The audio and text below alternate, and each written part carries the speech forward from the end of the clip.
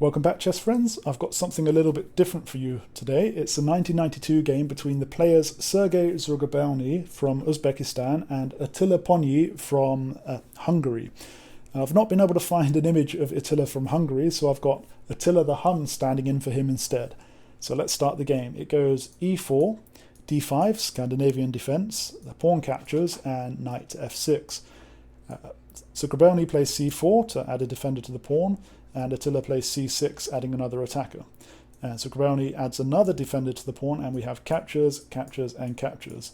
But Zagrebelny doesn't want to exchange the knights just now, so he develops his bishop to c4. Attila defends with e6, and we continue with knight to f3, bishop to e7, clearing a path for castling, and indeed both players castle. And d4, claiming more space in the center, knight to c6, queen to e2, and we have bishop to f6, Attila trying to get his bishop into an improved position. The rook comes across to d1, x-raying the queen right up the center of the board, and then Attila responds with g6. And so Zagrebelny immediately plays his bishop to h6, attacking the rook, so the rook moves to e8. We have rook to c1, and finally the knights do get exchanged on c3. Attila decides he doesn't want to develop his bishop to d7, so he clears a space for it on the b file instead. Zagrebelny plays knight to e5, and we have bishop to b7, as we said. And here, Zagrebelny spots something. He decides to go for a knight sacrifice on f7. So the king captures, and d5, and Attila is very happy to capture this pawn because it reveals an attack on Zagrebelny's white queen here.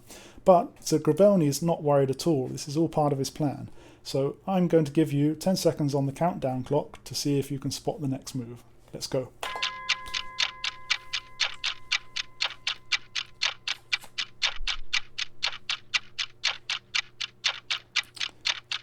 Okay, so the time's up.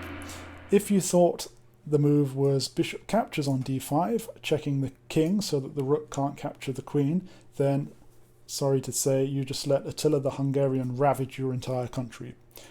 The actual move was rook captures on d5.